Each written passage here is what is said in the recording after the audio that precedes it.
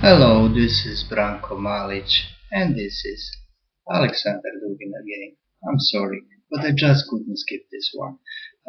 Namely, our last podcast was about this Charlottesville incidents in plural that seem to will breed still more incidents.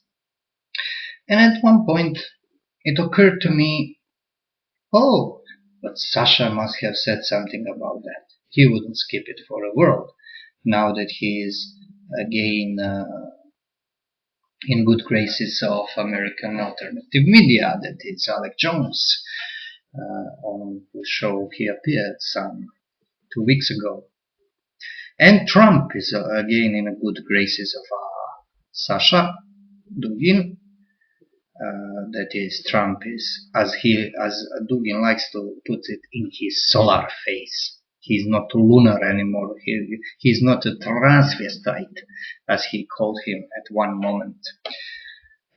point, that is. Now we'll see, and this will really be short, I swear, what Dugan has to say about this event. And he, as always, he never disappoints me. He sized up the situation and interpreted it in a way that calls for the worst possible outcome. And I really have to give him credit for this. So we'll quote him and try to interpret what he has to say on his social network homepage on Facebook. We quote, "For me, any black identitarian is a friend, and any white liberal is enemy." You see now he's writing enemy with two N's, probably because he can say enemy easily. So black identitarian is friend and any white liberal is enemy. Dugin's concept of liberal is almost meaningless because it is a politicization of metaphysical concept of individuum, that is, a being without properties, a numerical unit, man turned into numerical unit. To call that liberalism is not entirely false. It is a false order of things. Dugin tries to use metaphysics as a pretext for politics. And any metaphysical concept or spiritual principle he seems to use are really not what he tries to sell you by them. They are political notions. He is the enemy, complete enemy of anything that could in any way be a common ground between clashing opposites and thereby prevent the all-out war in personal lives of peoples, in relations between nations and world at large, because what Dugin wants is an encounter, an absolute war, and any kind of clash of reconcilable opposites is good for him, and anything that could reconcile them is absolute enemy, as we will see there later. So black identitarian is a friend. He already had to say something about black identitarians. And what was that he had to say? Well, now we'll, as always, go on and quote him. Just let me find it. This is my article, second part of the analysis of the foundations of geopolitics. And I translated one passage which I see circling internet now regularly. And somebody picked it up about something he said about the way to destabilize Carthago, Carthage, that is USA. Because he sees USA as a Carthage, I'm sorry, that New Rome third Rome, fourth Rome, whatever Rome, the Russia he sees is, must delendare, destroy. Now, let's see what he says about black identitarians all the way in the 90s when he wrote this book. I'm sorry, my computer is a bit slow. So, just a minute. China. Here it is. So, we'll quote. In due course, on the global level of the process of building the new planetary empire. The new planetary empire is a Eurasian project. So please don't get confused about him speaking about some multipolar world. It's a new planetary empire. Let's call things by the right name. The ultimate scapegoat or sacrificial lamb will be precisely USA and the undermining of its power, all down to total demolition of that geopolitical construction. Now, this is a fancy way to say destroy the USA, destruction of USA, total demolition. Or maybe some Duginist listening to this, or newborn Orthodox American, can find some other translation. I dare him to try. Will be methodically and uncompromisingly enacted by all participants in the new empire. The Eurasian project, here it is, new empire, presupposes Eurasian expansion into South and Central Americas in order to release them from the influence of the North, as well as inciting all kinds of instability and separatism inside the USA borders. The forces of Afro-American races could be relied upon in this respect. Oh, this is 1996, by the way. The ancient Roman formula, Carthage must be destroyed, will become the absolute slogan of the Eurasian Empire because it encompasses the essence of the geopolitical planetary strategy of a continent that is awakening to its mission. End quote. Oh, I'm sorry, I forgot my Russian accents. Anyway, I don't impersonate him that well, but nevertheless. And these Foundations of Geopolitics, page 218 in Serbian translation. Now, Carthage must be destroyed. Some of you might say, well, Sasha was young. He was 34, 35 when he wrote this. Things have changed. He's good with Carthage now.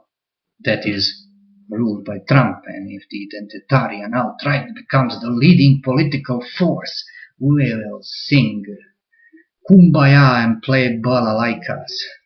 Well, night and day, drink vodka and whiskey together, dancing, singing. Well, not exactly. And this is why. This is Geopolitical. You recognize the cow symbol. It has an earth in the center. And geopolitical chessboard. Not much going on it, but nevertheless it will go on. And what is this? Carthago delenda est. I'll never pick up the right way to pronounce it. Delendare, Carthago, you have Carthago delenda est. This is what Portia Caton said about Carthage. So this is a relatively new Duginist page. It took to the mission that was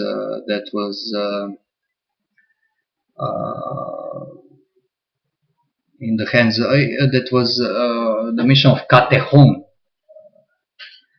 com or RU, the site that was main Duginist site, now Geopolitica.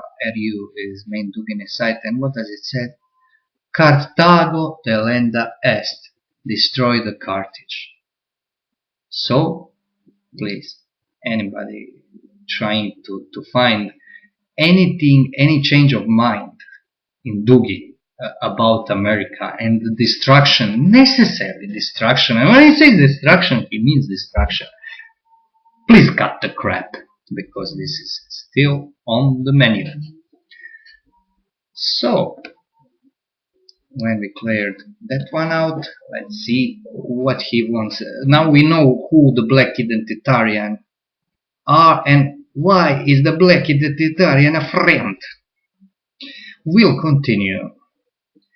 Quote, the same is valid for black liberal enemy and white identitarian friend. Oh, how tolerant he is. So, if you're black and liberal, you're enemy. If you're black identitarian, you're a friend. And if you're white liberal, you're enemy. If you're white identitarian, you're a friend.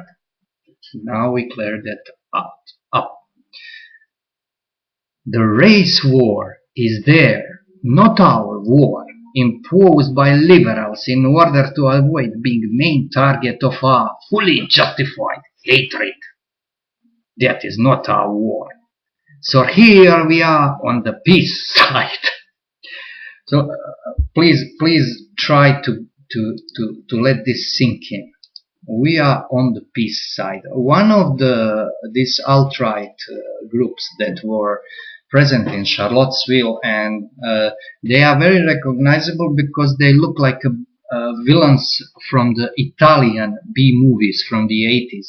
Most of my American listeners who are not in the trash cinema don't know what I'm talking about probably, but try to Google Italian B science fiction. Those were films that were mostly copies of great hits, American, Hollywood or English or even Australian hit science fiction movies, from Mad Max to Alien and so on, or Star Wars and such.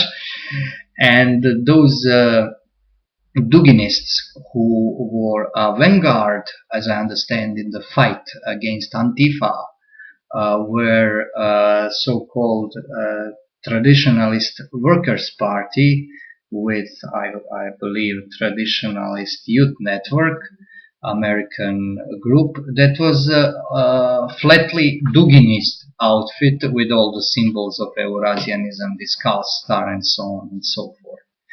And he's telling me that they are on the peace side. Give me a break, Dugin. Sasha. Now, this is problem with Dugan. 20% true, 80% lie. Now, there is a third party in this clash. And this third party is that party that makes possible this identitarian lunacy on left and right. I don't care. I don't subscribe to opinion that left is maybe on the more human side. No, it is not. Not for 1 second. Something is letting this happen. It may be stupidity. It may be conspiracy. It may be a policy. It may be a zeitgeist. But there is a substance that holds them together in the fight and in their hatred. And this is why they can act, because they have no substance in themselves, in my opinion. And now he tells us, and he calls it the liberals. This is too wide a term. I am not a liberal. I've been called a liberal, I noticed on some outlets, especially in the context of Dugan. This is a slur. This means nothing. Because for liberal, I am liberal because I take as a principle reality a human person, a reality of human, a personality, person as a hypostasis, as a subsistent reality. I bet you $10 to $1. This is what makes me, for instance, a liberal in his eyes. But this is in fact what makes me a Christian. Because my nation is not immortal. The fucking soul is immortal, not collective. And this is not individualism. This is not built on individuum, but on the substantiality, hypostatic nature of soul that is endowed with this by its creator. So it got nothing to do with liberalism. And Dugin uses religion. He uses now for last 20 years he uses Russian Orthodoxy in its most despicable form of extreme Philetism as an ideology. This is political ideology for him. This has no spiritual substance at all. And he could, I'm sure he could appropriate a different religion. It doesn't have to be Russian Orthodox. It can be Islam. It can be something else, and use it in this ideological way. But this is even deeper than ideology. This is anti-metaphysics. This is something that tries to go below the level of nature, below the level of psychology, below the level of politics, not above. So, let's continue. That is not a war, of course not. But liberals, white and black, gay and straight, are absolute evil. Everybody can be liberal in his eyes, if he is not part of these identitarian groups, because what he wants is a plethora of identitarian groups who are his friends, but who are by their very essence enemies, because black identitarians are Black Lives Matters, for instance. Black Pantheras, I don't know exactly what radical black groups operate in America now, and what they can do with white identitarians is bash each other's heads, because they want racial supremacy, both of them, for their own race, and the nation to accommodate it. And you can have one nation accommodating both. This is science fiction. So there is no peace there, because Dugin works on the assumption that peace is an unfortunate illusion of history, that everything is war. This is chaos, absolute clash, constant clashes that bring about this stream of life, of abundance of cruelty, of energy, of inspiration, and so on and so forth. Oh, he wrote about this at length, especially when he was younger. So, and liberals are absolute evil. That is, everybody outside the identitarian idiocy is absolutely evil. Okay, I'm absolute evil, but Christians should know that there is only one absolute evil, and that is pretty resentful by its nature. So I wouldn't dare talk about him without sympathy and some grace, as the Rolling Stone classical song said.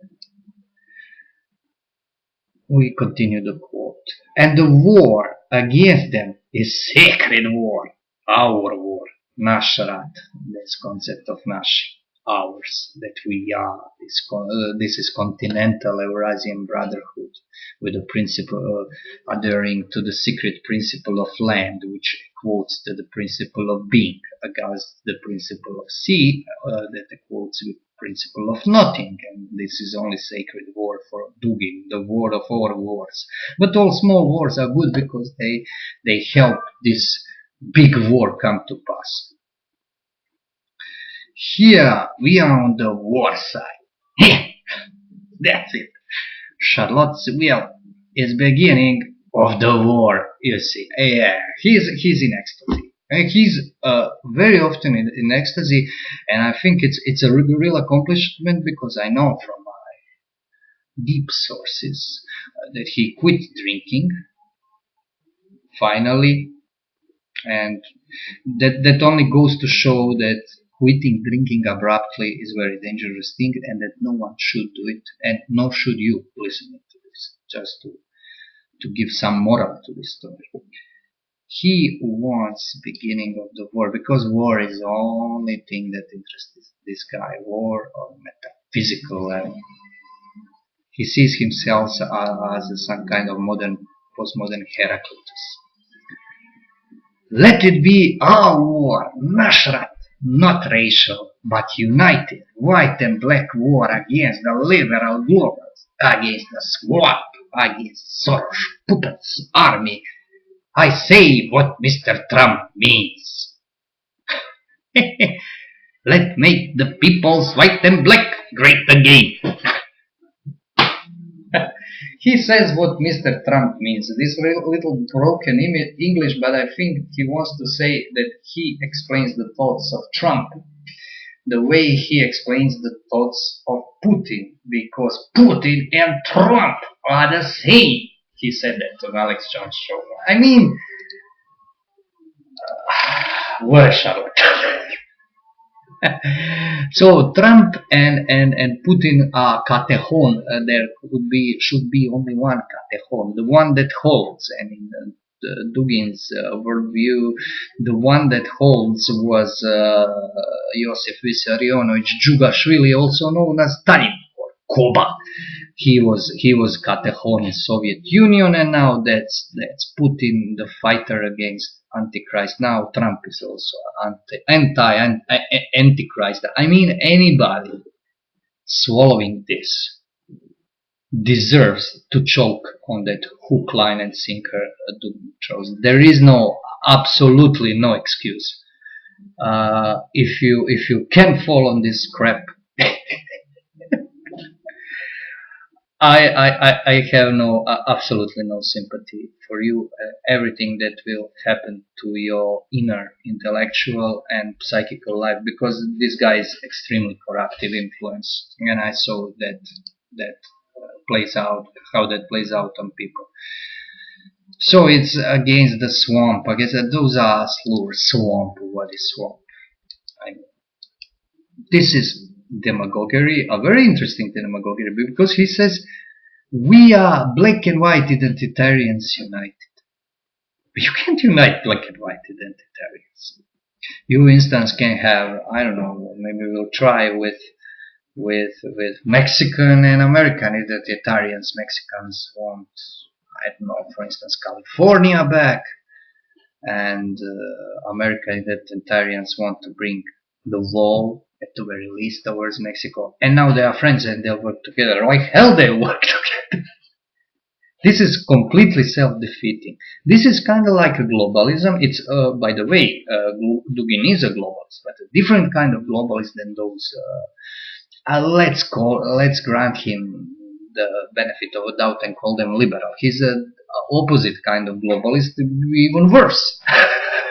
He wants the globalism of clashing factions, because the identitarian way of thinking is built upon the enemy image, and now they could supposedly unite because they could have this overarching enemy that is against all of them.